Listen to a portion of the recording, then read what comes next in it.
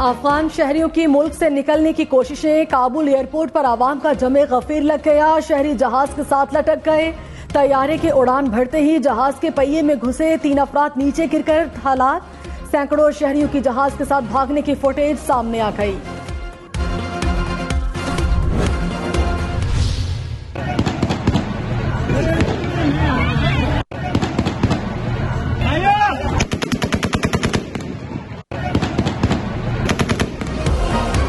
Kabul airport گولیوں کی تڑتڑاہٹ سے گونج اٹھا، امریکی فورسز کی مبینہ فائرنگ سے 5 افراد ہلاک، متعدد زخمی ہو گئے، ایئرپورٹ پر ہزاروں افراد کا ہجوم، فائرنگ سے بھگدڑ مچ گئی، یعنی شاہدین کے مطابق واضح نہیں شہریوں کی ہلاکتیں بھگدڑ مچنے سے ہوئیں یا گولیاں لگنے سے۔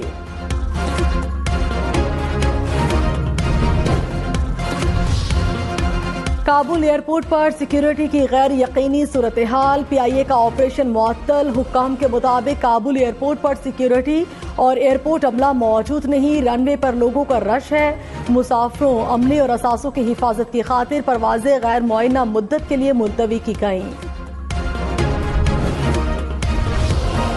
وزیر اعظم عمران خان کی زیر صدارت قومی سلامتی کمیٹی کا اجلاس، سیاسی عسکری قیادت کی شرکت، تیزی سے بدلتی افغانستان کی صورتحال پر غور۔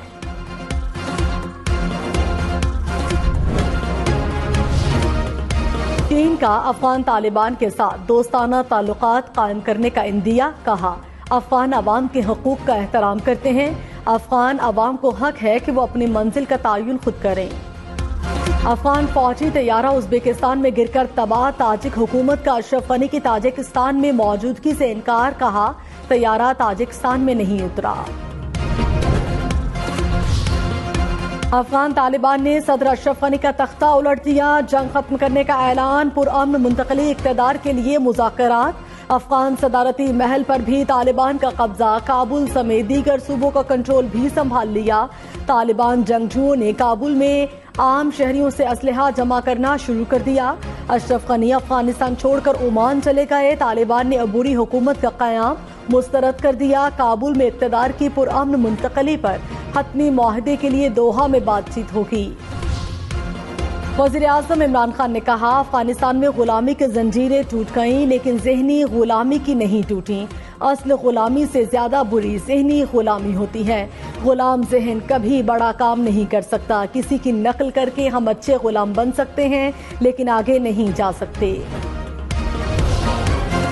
وزیر خارجہ شاہ محمود قریشی سے افغان وفد کی ملاقات، افغانستان کی تیزی سے بدلتی صورتحال پر تبادلہ خیال، شاہ محمود قریشی نے کہا ہمارا حتمی مقصد پرامن اور خوشحال افغانستان ہے، امید ہے ہم مل کر امن اور مفاہمت کو آگے بڑھا سکتے ہیں، جامع مذاکرات افغان مسئلے کے پرامن سیاسی حل کا واحد راستہ ہے، بد امنی اور اندرونی انتشار سے ہمسایہ ممالک متاثر ہوں گے۔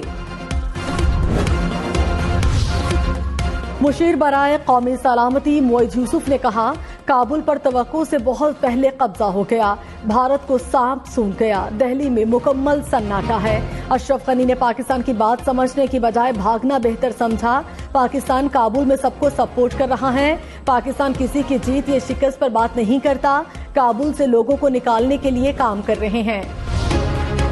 افغان طالبان کے نائب امیر ملا عبدالغنی برادر نے کہا عوام کی امیدوں پر پورا اترنے کا اصل امتحان شروع ہو گیا، ہم اس پوزیشن پر پہنچ گئے جس کی کبھی توقع نہیں تھی، لوگوں کی خدمت اور ان کے مسائل حل کریں گے، عوام کی زندگی کی بہتری کے لیے ہر ممکن حد تک جائیں گے۔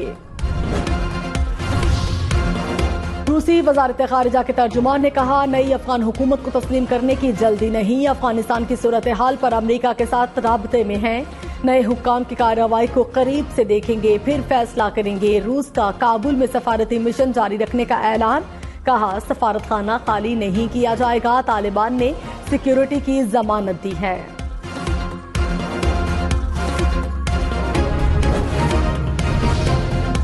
عالمی برادری کے ساتھ مل کر چلنا چاہتے ہیں، طالبان کا اعلان، ترجمان نے کہا کسی دوسرے ملک کے معاملات میں مداخلت نہیں کریں گے، عالمی برادری کے تحفظات پر بات چیت کے لیے تیار ہیں، کسی کی جان، مال اور عزت کو کوئی نقصان نہیں پہنچے گا، کوئی بھی بغیر اجازت کسی کے گھر میں داخل نہیں ہو سکتا، افغان طالبان کا سفارتکاروں کو مکمل سیکیورٹی دینے کا اعلان۔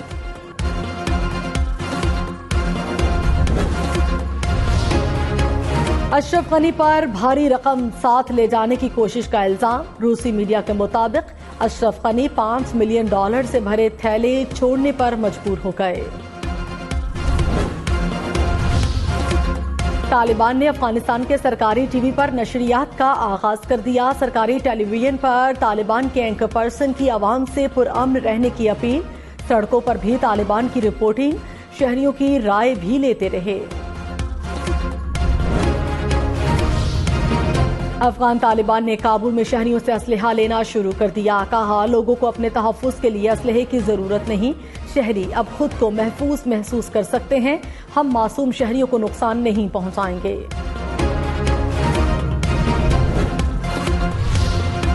اقوام متحدہ کی سلامتی کونسل کا اجلاس آج طلب۔ سلامتی کونسل کے اجلاس میں افغانستان کی تازہ صورتحال پر غور ہوگا۔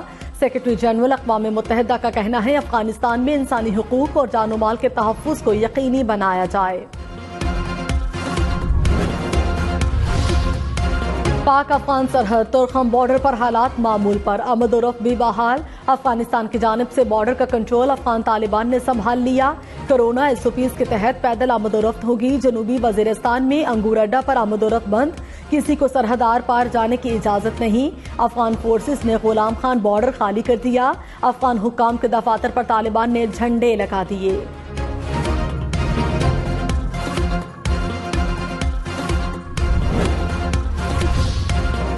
سندھ کے سوا ملک بھر میں پہلی سے 5ویں جماعت تک یکساں نصاب تعلیم نافذ۔ وزیر اعظم عمران خان نے یکساں نصاب کا اجرا کر دیا۔ کہا ماضی کے نصاب کی وجہ سے معاشرہ 2 حصوں میں تقسیم تھا، یکساں نصاب سے فرق ختم ہو جائے گا۔ یکساں تعلیمی نصاب پہلا قدم ہے، آگے بڑی مشکلات آئیں گی۔ جب بڑا قدم اٹھاتے ہیں تو کشتیاں جلا کر آگے بڑھتے ہیں۔ 8ویں، 9ویں اور 10ویں میں سیرت النبی صلی اللہ علیہ وآلہ وسلم کا مضمون پڑھایا جائے گا۔ اپوزیشن لیڈر شہباز شریف کا وفاقی حکومت پر کیسز پر اثر انداز ہونے کا الزام۔ کہا سیاسی انتقام کی انتہا ہے، ایک ہی نوعیت کے 2 کیسز الگ الگ عدالتوں میں زیر سماعت ہیں۔ سیکیورٹی کے نام پر رہنماؤں اور کارکنان سے حداقمیز رویہ اختیار کیا گیا۔ ہائی کورٹ کو حکومت کی جانب سے خط لکھنا غیر آئینی کام ہے۔ معاون خصوصی شہباز گل نے کہا باؤجی اور باجی کے برے دن چل رہے ہیں، لگتا ہے لوٹ مار کی نحوست نے پھر ہر چیز الٹی کر دی۔ لندن میں ملاقات کو اپنا بڑا سفارتی کارنامہ بتایا گیا، 2 ہفتوں میں انہیں بھی اپنی مفرور اور دربدر کر ڈالا۔ ملک میں کرونا کیسز کی مجموعی تعداد 11 لاکھ سے بڑھ گئی۔ ایک روز میں 3600 سے زائد افراد میں وائرس کی تصدیق۔ مثبت کیسز کی شرح 6.8% رہی۔ ایک روز میں مہلک وائرس سے مزید 72 افراد چل بسے۔ مجموعی اموات کی تعداد 24,478 ہو گئی۔ اقتصادی رابطہ کمیٹی نے برآمدی شعبے کے لیے LNG اور بجلی کے نرخوں میں کمی کی منظوری دے دی۔ پنجاب، سندھ، خیبر پختونخوا میں ٹیوب ویل صارفین سے GST کی عدم ادائیگی کا معاملہ مؤخر۔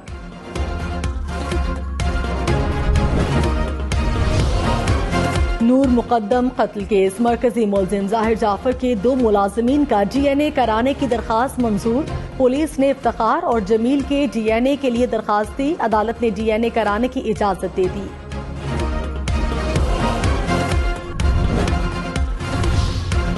صوبائی وزیر اسد کھوکھر کے بھائی مبشر کھوکھر کے قتل کی تحقیقات۔ تفتیشی حکام کے مطابق مرکزی ملزم ناظم نے کمرہ عدالت میں اعتراف جرم کر لیا۔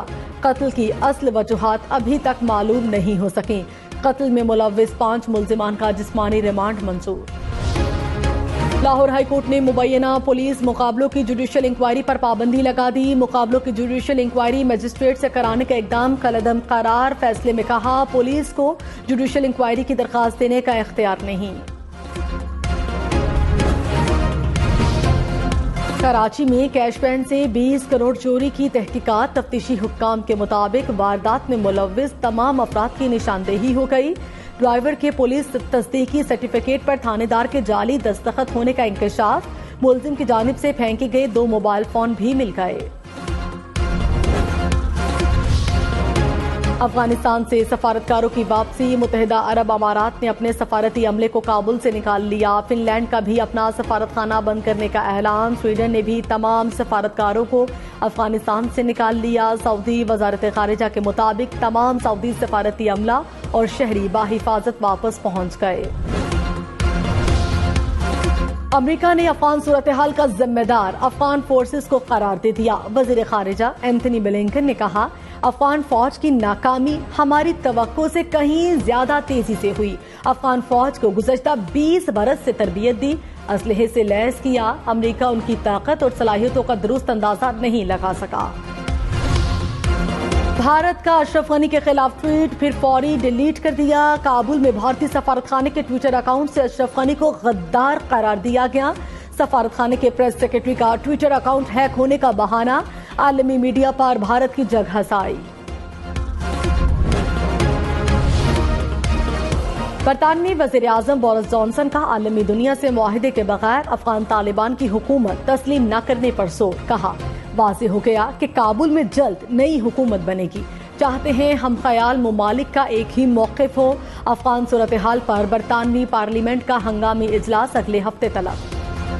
وزیر اعلیٰ پنجاب کا ایمرجنسی سروسز اکیڈمی لاہور کا دورہ، ہنگامی صورتحال سے نمٹنے کے اقدامات کا عملی مظاہرہ، عثمان بزدار نے ریسکیو عملے کی پیشہ ورانہ تربیت اور مہارت کو سراہا۔